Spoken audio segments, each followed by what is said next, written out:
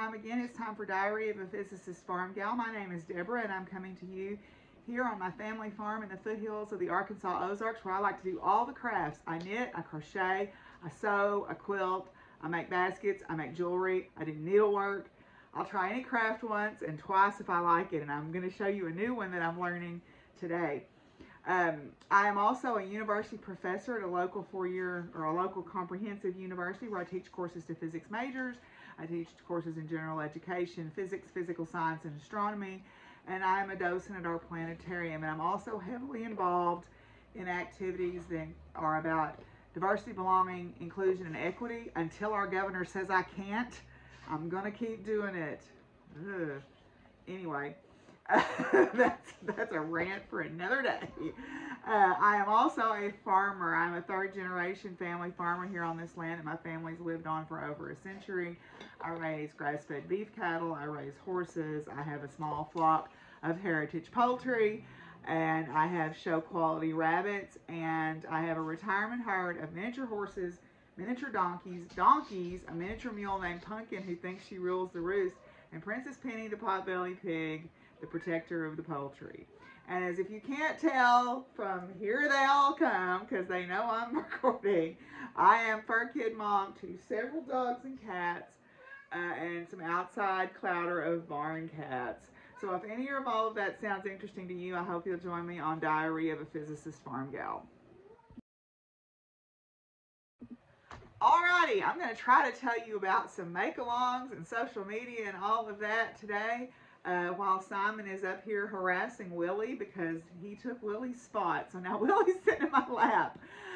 Anyway, if you're looking for us on social media, you can find me on Instagram and on Ravelry as Doc Firewoman. There is also a Facebook group for the podcast, Diary of a Physicist Farmgal podcast. I have reactivated my Ravelry group with threads for all of the make-alongs. And so if you're looking for me, you can find us all there. I also have a TikTok. It's under Doc Firewoman, where I post all kinds of stuff. And I am still on Twitter. I have not deactivated my Twitter yet, but I promise you, you probably don't want to follow me there, because about the only thing that I do on there is blast political stuff.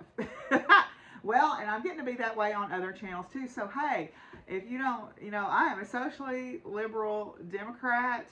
I believe that Black Lives Matter, love is love, water is life, a living wage lifts all, women's rights are human rights, trans rights are human rights, protect trans kids. Hi, Simon. We got to speak truth to power, everyone deserves health care, all those things. If you don't like that, probably don't want to be here. I'm sorry, you probably don't, because I'm going to say some stuff that might make you mad. I believe that everybody, as far as belief systems, everybody's got a piece of the puzzle and nobody's got the top of the box, and we should all just learn to coexist, but some people don't see it that way. So anyhow, that's me. So hopefully I'm for you. If I'm not, I'm sure you can find somebody who is, and I'm glad you came by, and we'll catch you some other time. But anyway, so make-alongs. Got several going on. Okay, got several going on. There is Fizzy. Don't mess with the camera. Don't mess with the camera. I keep saying I'm going to clean my room up, but I'm so busy writing this book draft that I haven't had time to do anything. Cammy, your big old hiney is going to knock that down. Okay. Cammy, stop. Stop. Stop. She's trying to scratch her face on the camera. Stop. Cammy. Okay. We got several going on. We still have the Mindful Make-Along going on until April 1st, which is where you are using things that you already have. You are not buying new material or new patterns or new whatever to make the thing. So you're trying to use up the things that you've had. And I have pretty well stuck to that. I bought one pattern from a friend of mine who was selling her knitting patterns. So I purchased a pattern from her to show my support. Other than that, I have been pretty good. I haven't bought yarn. I haven't bought the fabric. I haven't bought any other patterns. Now, I've been burning up the free patterns, since Jessica from Two Sticks and String got me turned on to the free pattern group on Ravelry. But I really have done pretty well about using what I have. I've also given away some fabric and yarn and things like that. So I'm feeling pretty good about that. And the thing is I don't really honestly miss it. I have plenty of stuff. Now every now and then, like there's a couple of cross stitch patterns that I want to get to round out a set, right? And but other than that, I'm feeling pretty good. So that's our first one. The next one is Amigurumi Smackdown. Amigurumi Smackdown is where we're making amigurumis. Now, when you look on my Ravelry group, there are categories for the different types of amigurumis plus Amigurumi Smackdown. If you want to be considered for the Smackdown, you have to put it in that thread. Otherwise, you also need to enter it in whatever appropriate category that it goes in. So, like, for example, I'm going to show you my bat that I finished. He could go in the Smackdown if I chose to put him in there. And he could go in Wild Kingdom. He could also go in I Am Darkness, right? Fizzy, you are an irritant. Like nails on a chalkboard. Get out. Psst. Okay. I'm going to clean that room up when I finish this book draft. But I got to get this book draft done. I've got less than a month. And I'm like freaking out now.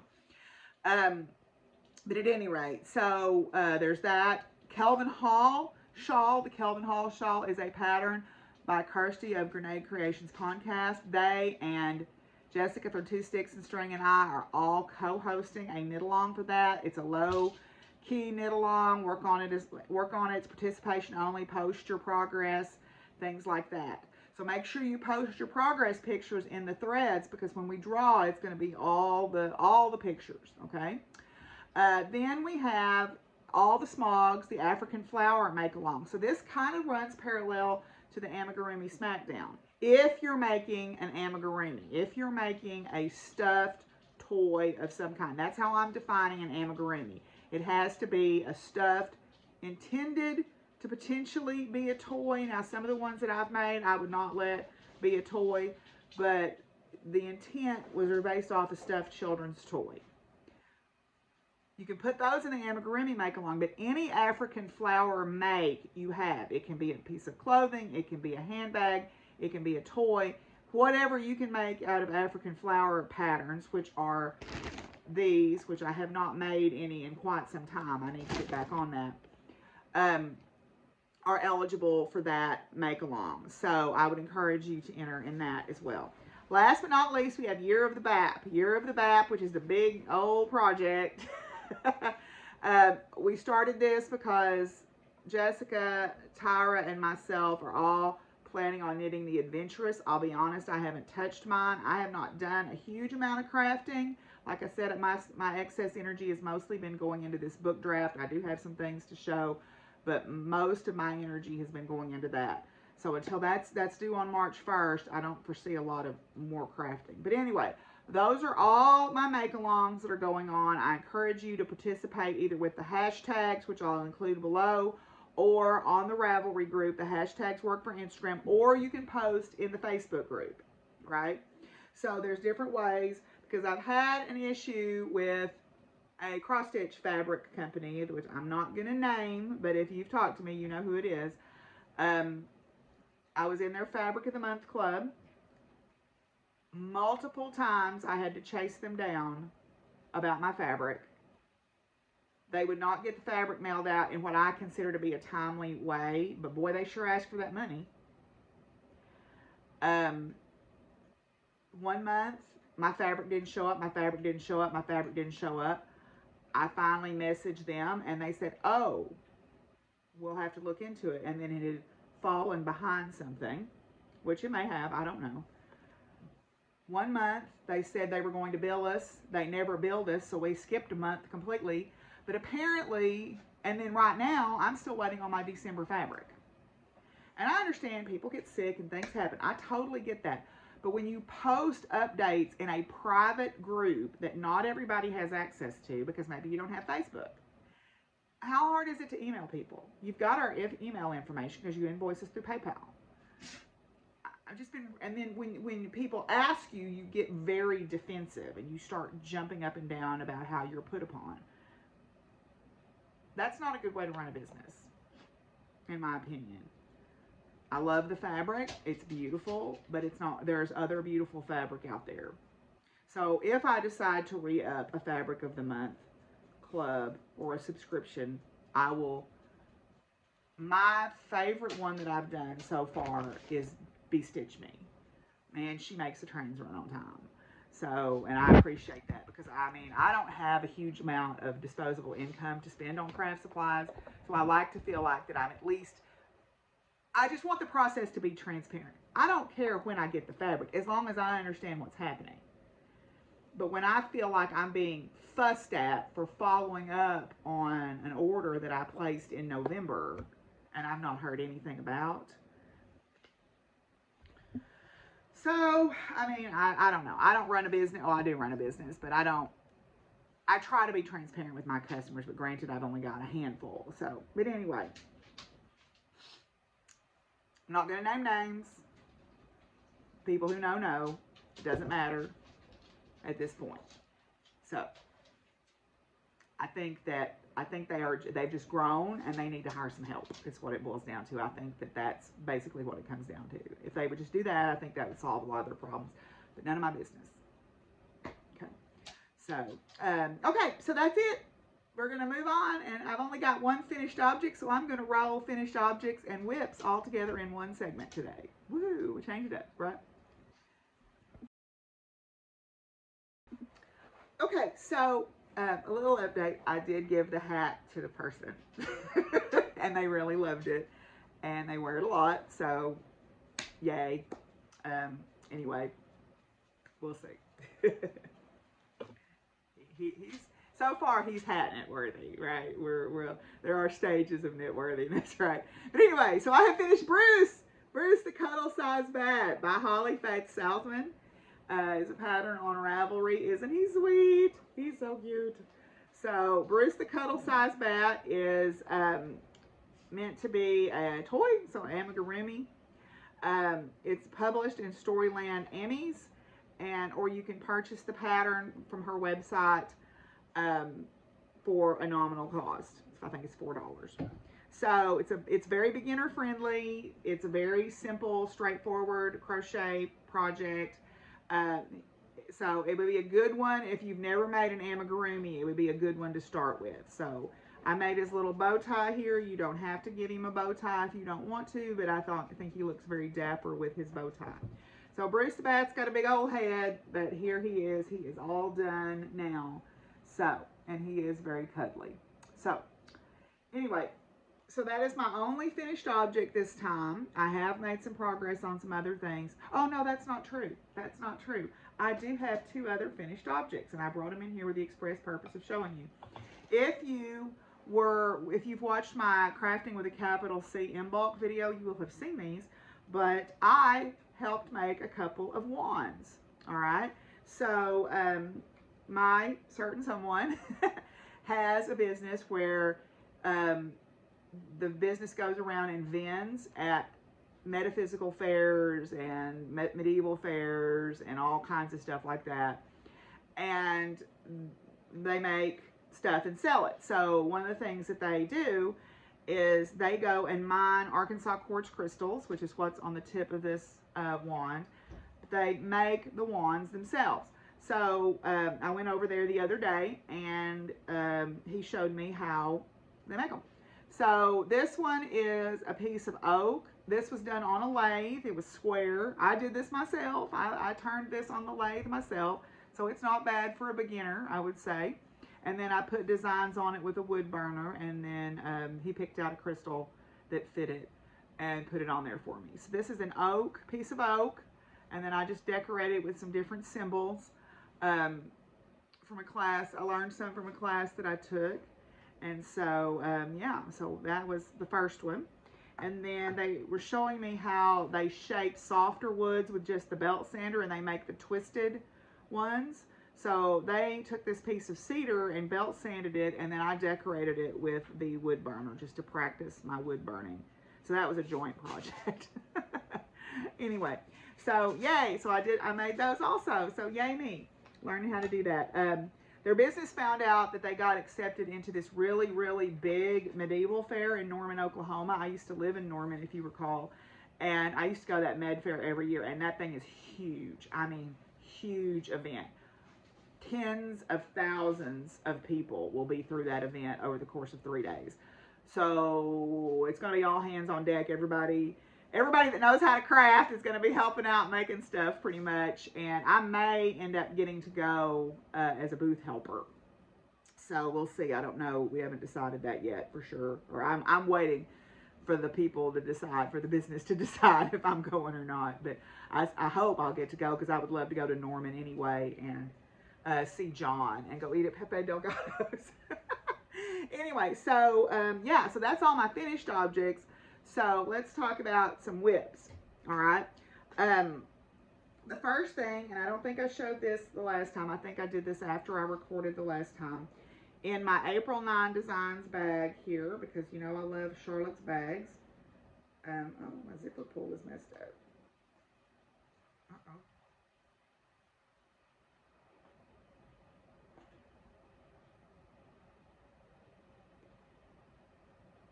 Well, my zipper pull got messed up here, and my sweater is trapped inside the bag. One moment. Okay, so now I can show you my whips. So in my April 9 Designs bag, I have finished the color work chart on my Unbearable hoodie. Yay! So I took it off the needles and went ahead and blocked it because I wanted to make sure that it was fitting correctly. So I have finished the color work chart on it. Now I need to pick back up and start doing the short rows for the for the shaping. All right.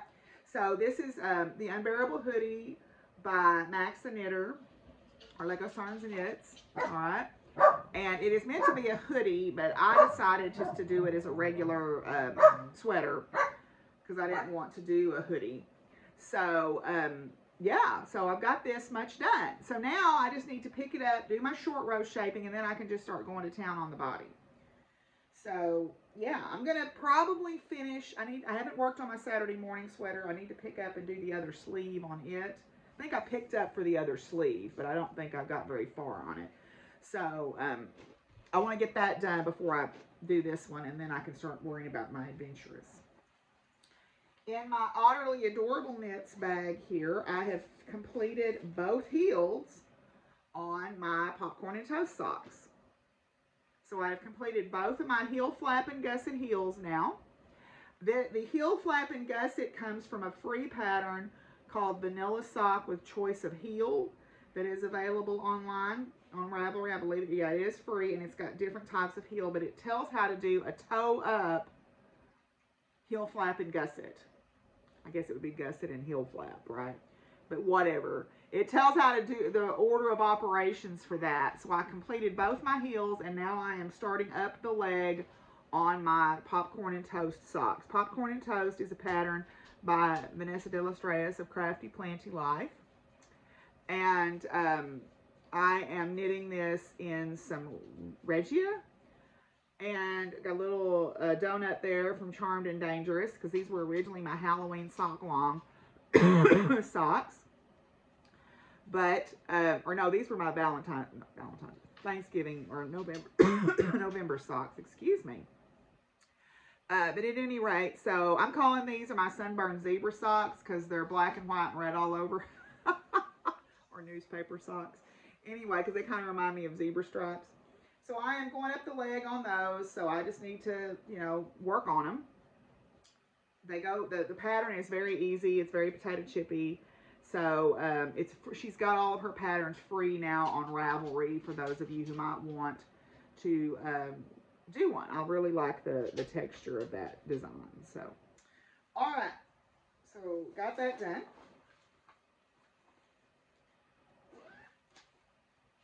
Next is my Kelvin Hall shawl.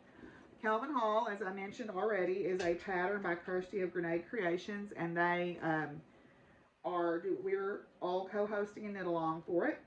I am knitting this in what formerly Leon Alexander yarns. This is a colorway called Loki, and it's on a Stellina base, so it's sparkly.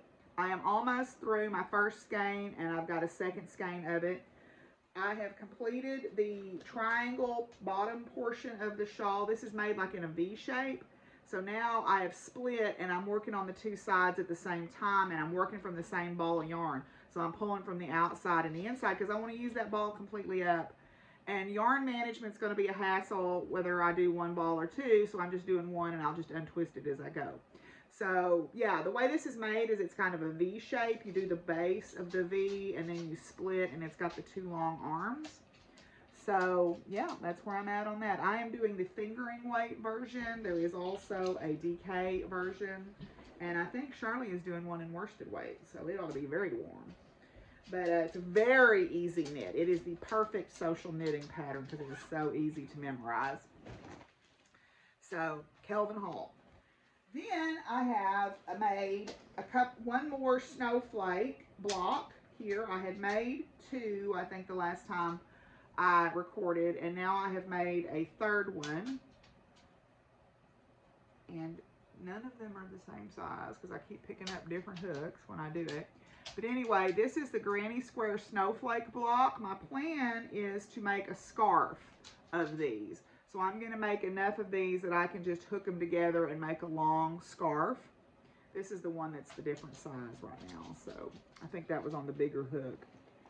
So at any rate, I'll just keep making them and figure out what I'm going to do with them. If this one doesn't, if this is a singleton that's the only one that's this size, then so be it, and I'll use it for something else.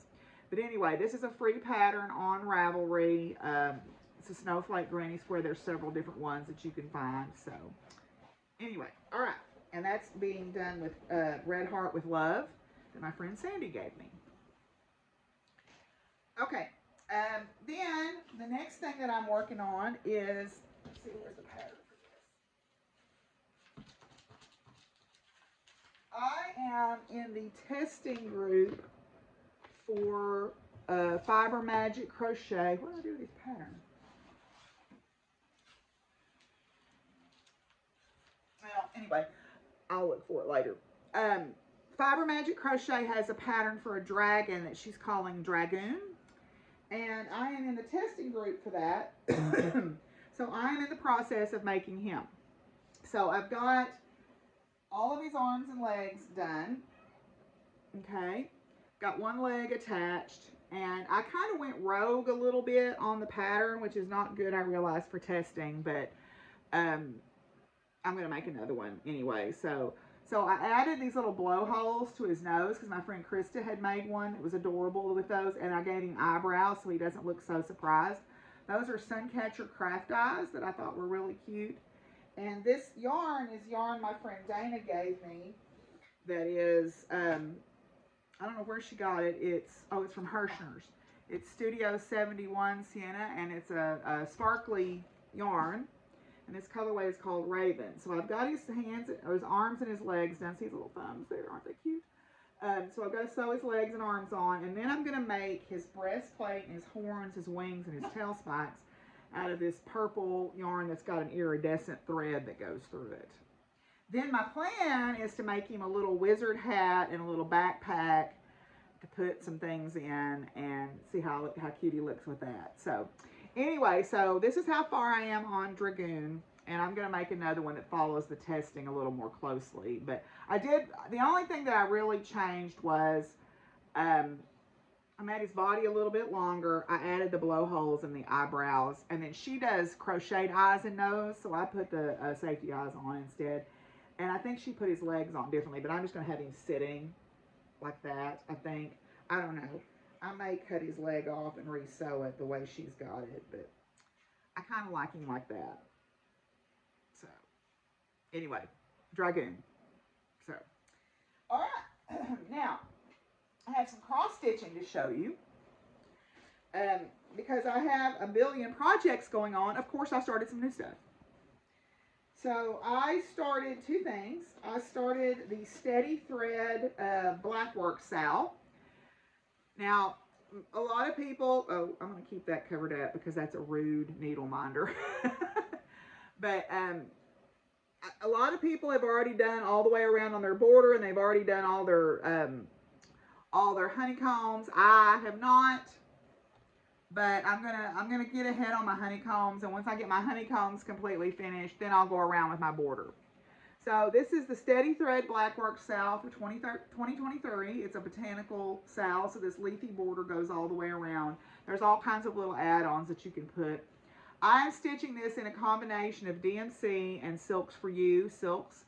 Right now, all the flowers are being done in Silks for You. The honeycomb is DMC, and then this border is Silks for You. Now, I'm trying to decide on the border. I like the idea of having like a Four Seasons one. So I'm thinking I'm going to do like, and I kind of blend them. So I'm going to do the light green over here, blending into the darker green, blending into some fall colors, blending into some browns and blues for winter, and coming back around. I think is how I'm going to do it. But I'm not going to do that border until I get all my honeycombs in. That way it'll be easier to tell where it's supposed to be, right?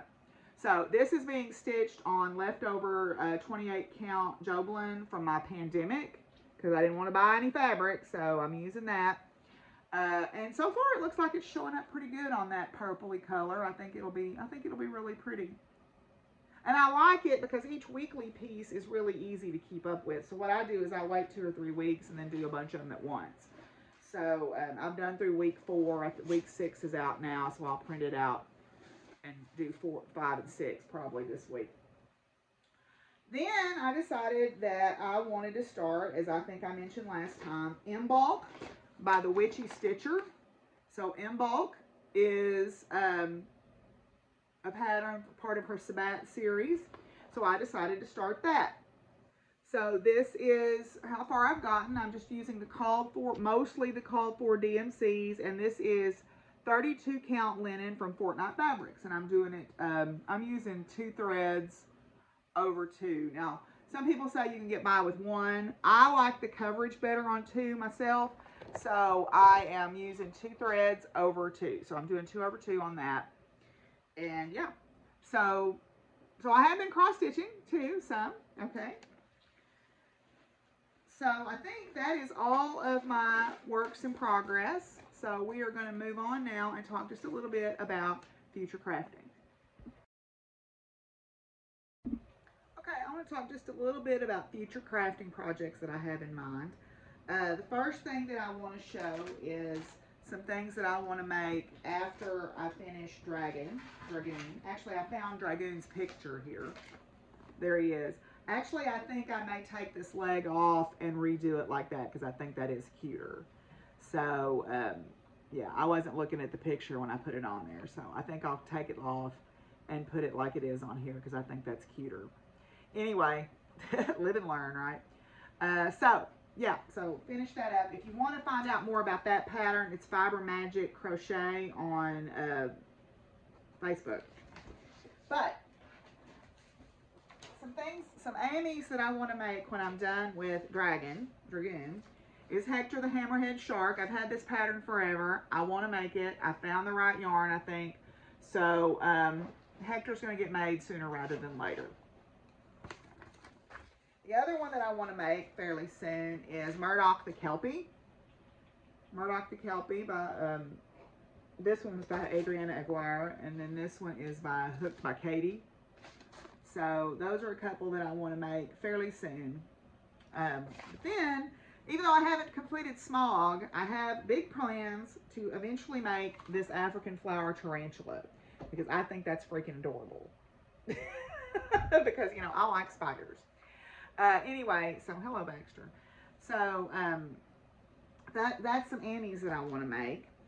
And another thing that I want to make is Mary gave me some yarn as a gift, and this is kind of getting into acquisitions, but I'll just flash it really quickly. Oh, please stop. Grief. Lisa Much has a shawl called Inverse, and I want to make it out of this yarn that Mary kindly sent me in a gift box. So, yeah. That's pretty much all that I've thought about for future crafting. So we're going to move on and talk just a little bit about acquisitions. Okay, so acquisitions, I already mentioned this, but Mary sent me a bunch of things to give away, which I forgot to draw for the giveaway. I will do it next time. Y'all, I'm sorry I haven't mailed your prizes. Money has just been a little bit tight because I've got three insurances due this month, and I'm making excuses, I know, and I'm sorry. I will get your prizes mailed out. Poor Michelle's not going to get her dadgum witch book calendar until next year at the rate I'm going. But anyway, so Mary sent me this gift of a skein of Knit Pick Stroll fingering and then a set of minis that matches it.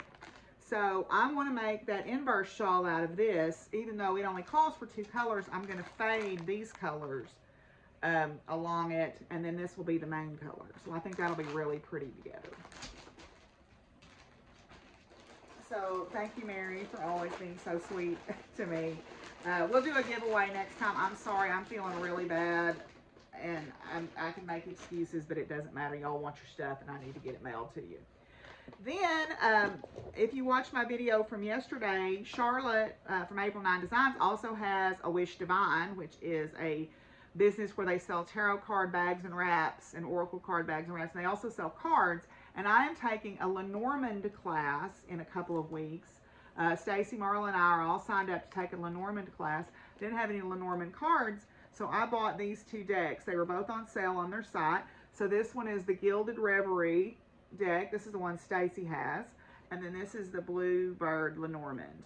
And these are a divination system like tarot, but a little bit different. So I picked those up. Haven't even opened them yet. I'm going to do that soon. So I got those. Then, my friend's business, Sticks and Stones, on Facebook. You saw me talk about them in the Enchanted video. They make these beaded spiders, and I asked them to make me a Rainbow Pride beaded spider. I have some others that I got from them, but this was the custom one that they made just for me. So it has little Rainbow Pride legs.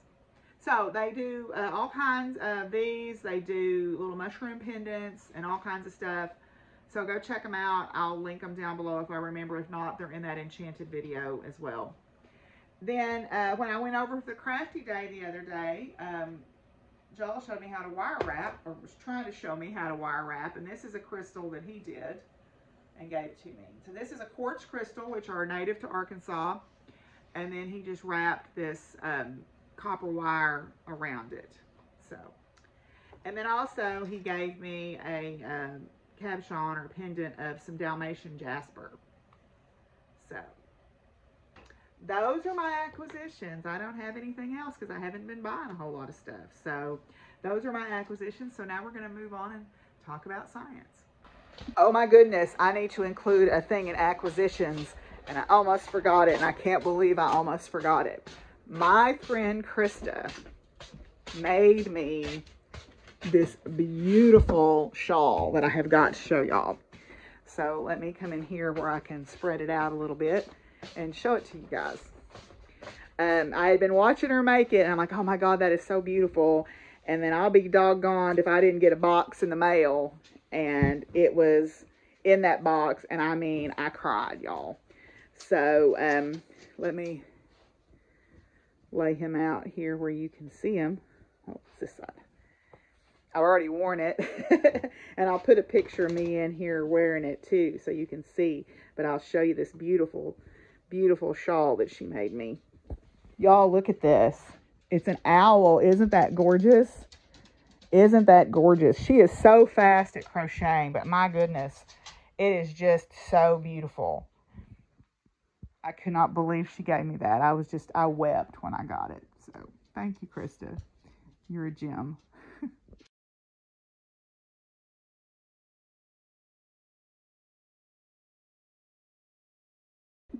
Okay, so school is going pretty well. We are back. We missed a couple of days last week because of some weather that we had that I'll talk about in the farming segment. But school is going pretty well. I am not doing planetarium shows, unfortunately, this semester because of my teaching schedule. I am going to help with the big push we'll have in May because we'll be out of classes by then. So I'll be able to help then with those. But I've got really good groups, I think. This semester's service learning project is going to be doing a video for the department to help with the recruiting of physics majors because we're kind of running into some problems building up our physics majors now that we have an engineering degree, because people know what they think they know what you can do with an engineering degree as opposed to a physics degree. So what I want to do is make a video that explicitly talks about what you can do with a physics degree as well, and try to help with our recruiting efforts on campus and get our program built back up. So there's that. I've got, like I said, I'm co-teaching an honors college seminar this semester about science in the public, and we're calling it Science for All, because we've got a lot of students in the honors college program that'll go into public service or public policy or do public facing work, and so having a decent understanding of science might help them at some point. So we developed this class to be a help in that aspect. So I'm teaching that as well. That's pretty much what's going on. I mean, it's keeping me pretty busy teaching 3 classes this semester, so don't got a lot of extra stuff going on. I am doing the women's book group, and I am doing another group where we're talking about science of learning in STEM especially. And so, yeah, that's pretty much it. Now, what I wanted to talk about today is my science sprinkle. Yesterday, I went over to Magnus Lake, which is it's not really a public lake, but it is a lake that is easily seen from the road. And the reason I went over there is in the wintertime in Arkansas, there is a bunch of trumpeter swans that come down and winter over at that lake. Now, they don't stay there all year. We have some areas where the trumpeters stay all year, but trumpeter swans are not native to Arkansas. They're not really even supposed to migrate down here, but what happened is a group at some point got blown down this way by a storm and found pretty good conditions, so they're like, hey, let's go further south this year. So they hang out on this lake, and they've got a viewing area set up where you can sit and watch the swans. And also, when I was there yesterday, there were a bunch of ducks. Now, one thing that we were talking about is a lot of people have not ever thought about this because they they don't bird. I mean, it's not something that would cross your path if you're not a sportsman or sportswoman or a duck hunter or a birder. But we have lots of different types of ducks. And Arkansas is actually the duck hunting capital of the world, blah, blah, blah, because we have rice fields down in southeast Arkansas. And Riceland rice, if you ever eat Riceland rice, a lot of that is grown here in the state of Arkansas. And what they do is in the wintertime, they flood the field, or after they harvest the rice, they flood the fields and they plant things like winter wheat and stuff that give the ducks something to eat, and the ducks will stop through here and overwinter. And there's lots of different species of ducks. Just yesterday at that pond, I saw common golden eyes. I didn't get my book out because sometimes there'll be Barrow's golden eyes in with the commons, but I didn't really look. I was looking for a mute swan. And then there were buffleheads, and there were mallards. Now, most people, when they think of ducks, they think of the classic green-headed mallard, right, for a wild duck. But there's all different kinds of species of ducks, and we get a lot of them here, and they kind of move through in waves in the wintertime. Like the first ones that come through are usually the teals, and then after that will be the ones that tend to overwinter are like the canvasbacks and the gadwalls and the golden eyes, and I've seen a widgeon, and there's long-tailed ducks, ringneck ducks, buffleheads, ruddy ducks, all kinds. So, yeah, so there's all different kinds of species of ducks, but what I was looking for was a mute swan. Now, mute swans are not mute, they just are not as vocal as like the trumpeters, and I'll put in a video clip here of the trumpeters trumpeting, and they do forevermore sound like a brass section warming up when they're honking at each other. But mute swans are actually an introduced species. They are a Eurasian species. They are not native to North America. but they were introduced, and then now there is a population that lives here because they've escaped, as with the starlings and the grackles and things like that. So, and the house sparrows. So, anyway, so they are here, and sometimes what will happen is what we get are the trumpeters, but every now and then a stray mute swan will get out, and you'll be able to see them. So I was kind of hoping that I would be able to see a mute swan yesterday to add to my life bird list. But yeah, mute swans are a Eurasian species. They're Cygnus olor, and they're what you think of when you think of a swan. When you think of the classic black masked, gracefully arched neck, swan, that is a mute swan. Trumpeter swans don't have that black mask, and I think they are slightly bigger than mute swans. So in the in North America, we actually have 4 species of swans. We've got tundra swans, trumpeter swans, whoopers, which are an introduced species, or they're not introduced. They sometimes stray over into the Aleutian Islands in Alaska, and then mute swans. So when you think of swans, what you generally think of are those bottom ones, which are the mute swans. But what I was seeing yesterday were these, which are the trumpeter swans. So slightly different body carriage, different knob, no knob on the trumpeter knob here. And then they carry themselves differently in the water. And the trumpeters are slightly bigger, I believe, than the mute swans. So yeah, so when you look at that, and then when you look at geese, there's all different kinds of geese that you can see here in North America, and we get a lot of them through here.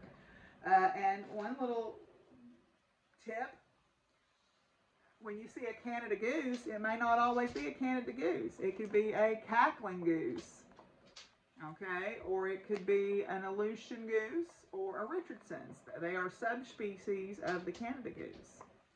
They're smaller than the Canada goose.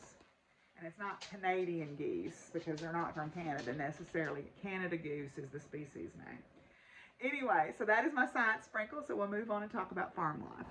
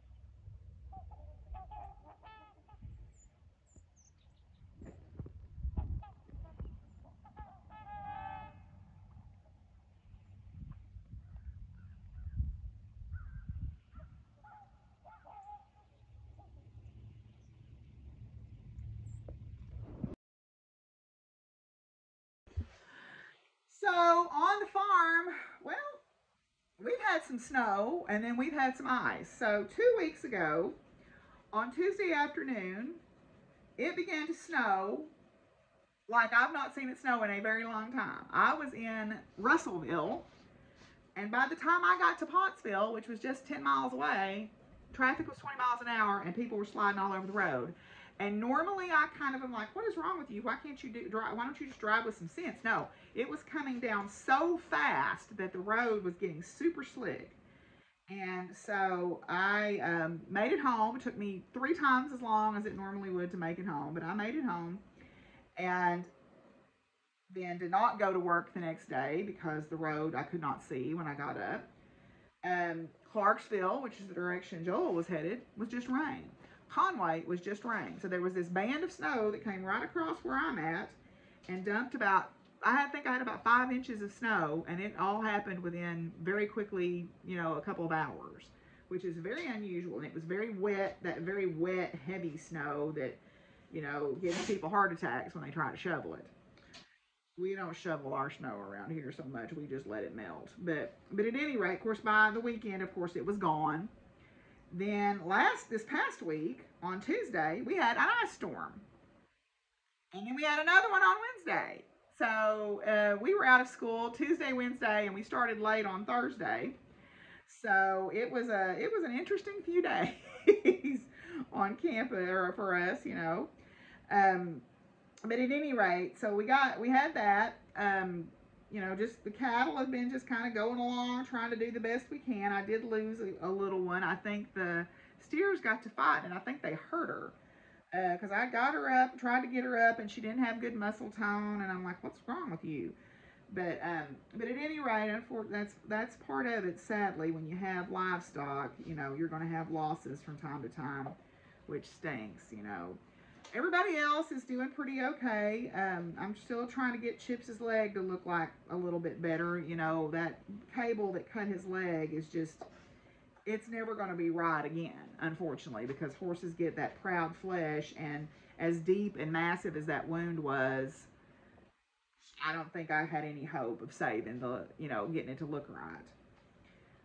But you know, he's getting around and doing all right, so it just looks bad. But I'm working on it again, trying to get it to heal up a little bit more. You know, eventually I'd like for it at least to completely close up, which would be nice. But that's the problem with proud flesh, is you can't get it to heal up correctly. So I'm using some stuff on it now to try to get rid of the proud flesh. But at any rate, so there's that going on. Not been riding horses because of the weather, and you know, we take our break in the winter time anyway, so we don't really do a lot at the barn. I am planning on going back to the barn in March and riding some this year, so that'll be fun.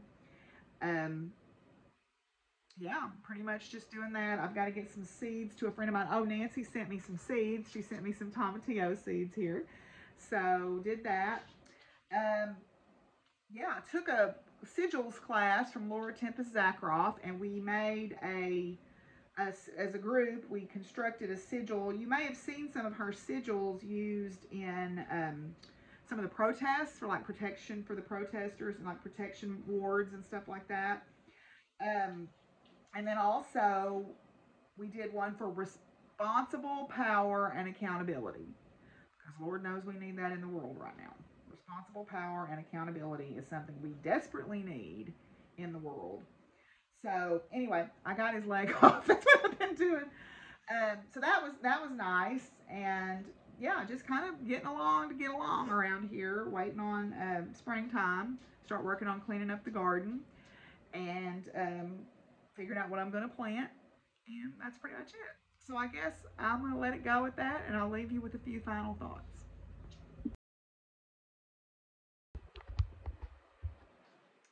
Okay, so for final thoughts, I took a Reiki class, which, you know, some people think is woo-woo, but I actually have enjoyed learning about it. It is an Eastern system of healing where you use your energy, and it's like using your chi to heal your body or to improve the energy of a situation or whatnot. I took a class, and part of my homework has been to meditate and study on things that I need to work on. So, one of the things that I was thinking about was the word sacred. My friend Marla had shared with me a card that she had pulled, and it had the word sacred on it. And I have used the word sacred in my conversations about sacred duty and duty to the land and whatnot. But I realize that sometimes I bump on that word. And the reason that I do is because my grandmother would say, I can hear it in my grandmother's voice. Now, my grandmother was not a pleasant person at all. She was, well, she was mean. Let's just call a spade a spade. Okay, she was mean and very cruel and a hypocrite of the highest order while she was alive. And I would hear her talk about, you know, sacred little lambs or whatever when she would be up at church. And the person that I would see there, that public persona, was not the person that I dealt with at home. And so sometimes I bump on that word a lot. And I came to realize that as a result, I think, of doing this Reiki work. And I was talking to different people about it, and I was talking to them about, well, it also refers to the sacral chakra. It also, you have to, I said, well, I told Marla, I said, I guess I know what my ancestor work is going to be of late, right? So I found this poem while I was thinking about all of that, and it really hit home to me because what I have tried, part of what I did to sort of work out my issues with this is I sat and I looked at her picture, and I thought about, and this was something my therapist had told me to do with my parents' pictures. Sometimes people are the way they are because that was the only way they had available to them. And that doesn't excuse their behavior at all. And it doesn't mean you have to forgive them. But I think sometimes we take on something where we feel like we were treated that way because we in some way had done something to deserve it, where in fact that was the only way they knew, and it wasn't anything to do with us. It was all to do with their lack of healing. I hope I'm making sense. But at any rate, so I was thinking about that, and I was looking at her picture, and I was thinking about, this is a woman who lost a child. This is a woman who was the oldest of a large family, so had huge responsibility. So I try to put some context on that. Now, this is not in any way saying that I forgive her for the way that she was, because that's her stuff to deal with wherever, she is at right now, dealing with what she has to deal with. But what it does is it gives me permission to say, this was not my fault. I was not mistreated because I did something wrong. And I think in that understanding, there is healing for me, but there's also healing for that ancestral line. So I found this poem that made me realize that their stuff had nothing to do with me. And if I can let go of that, it heals me. It heals me to understand that I was always worthy of love and kindness and goodness. And I was not being denied it because I was not worthy. I was not getting it because they simply had no facility to give it. So that helps me realize that I am worthy of those things, right? So anyway, this poem is by Preston Thoughton Awas, and I'm going to read it. It says, I was told to remind myself that healing for the future was not my only objective. I was reminded that my healing was for the spirits too, for my ancestors, who never had the opportunity to cry, who kept their sorrows and stories to themselves, who were not able to heal so freely. I was told to remind you that some of your tears flow through you from the spirit world. They want us to keep healing for them too. So that gives me some thoughts for my future work. Anyway, I am going to get off here and work on my book. Actually, I'm going to work on my Teaching Excellence Award application first, and then I'm going to work on my book. And then I'm going to clean house. So until I see y'all again, y'all be good to each other and take care of each other. And Willie is nowhere to be found. He has bugged out. He's gone back to bed because it's too cold in here. He got his coat out of the dryer and he's gone to bed. Smiley is here, and so is Cammie, and here comes Simon. So until I see y'all again, y'all be good to each other and take care of each other, and peace out, y'all. Bye.